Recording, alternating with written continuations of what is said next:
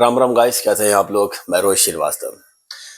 तो अभी जैसा कि हम सब लोग जानते हैं कि शादियों का सीजन चल पड़ा है। बहुत सारी शादियां हो रही हैं, नए नए जो है शादियां कर रहे हैं, काफी प्रेमी कपल भी शादियां कर रहे हैं, जो कि अच्छी बात है। लेकिन आज के समय को देख करके अगर देखा जाए, जैसे वैसे हम लोगों को पता है कि शादी में 7 वचन लिए जाते हैं। पति पत्नी दोनों आपस में 7 वचन लेते हैं।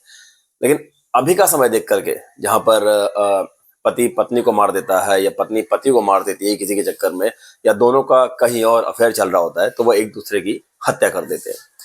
तो मुझे लगता है कि आज के समय में हर कपल को 8वां वचन लेना बहुत आवश्यक है, क्योंकि 7 वचन तो होते ही है, 8वां वचन लेना और आवश्यक है। और वो ये है कि शादी के बाद अगर मुझे लगता है कि मैं तुम्हारे साथ नहीं रहना चाहता या मैं नहीं रहना चाहती, तो मैं तुमको आकर के बोल दूंगी और तुम मेरे साथ कॉपरेट करना।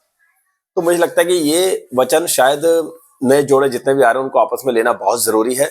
क्योंकि अभी आपने बहुत सारे केसेस देखे होंगे कि पत्नी ने किसी और के चक्कर में आकर के पति को मार दिया, जिसमें नीला वाला जो ड्रम है उसके कितने केस हैं।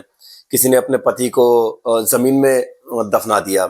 तो इस तरह के जितने केसेस हमको सुनाई में जाते हैं, और दहेज को लेकर के कितनी सारी प्रॉब्लम्स क्रिएट होती हैं, और कितने लोगों की मतलब लड़कियां हैं वो उनको फांसी पर लटका दिया जाता है, मार दिया जाता है या उनको जला दिया जाता है। ऐसे बहुत सारे केसेस आपको देखने में मिल जाएंगे। तो 8वां वचन ये है कि नए जोड़े जो भी हैं वो आपस में अकेले में जाकर के इत्मीनान से आपस में बात करने की, भाई देखो इन फ्यूचर शादी के बाद अगर मुझे लगा कि मैं तुम्हारे साथ नहीं रहना चाहती या नहीं रहना चाहता, तो हम दोनों आपस में डिस्कस करेंगे और अलग हो जाएंगे। किसी की हत्या नहीं करेंगे, किसी को जान से नहीं मारेंगे, किसी का बेटा, किसी का भाई, किसी का दोस्त हम नहीं छीनेंगे।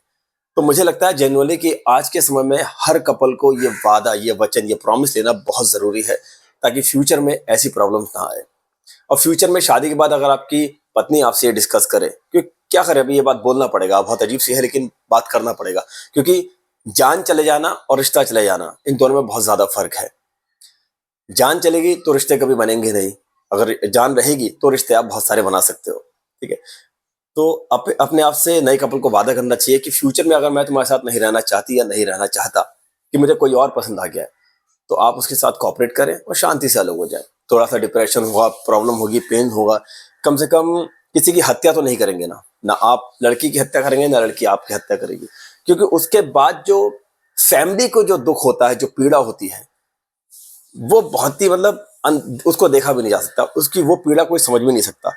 हत्या करने वाला और मरने वाला कभी नहीं समझ सकते कि सामने वाले को कितनी पीड़ा हो रही है, उसका बच्चा गया है या उसकी बच्ची गई है। तो मुझे लगता है कि आज के समय में इस वचन को लेना बहुत आवश्यक है। आप लोगों को कैसा लगता है, कमेंट करके बताएं। राधे राधे।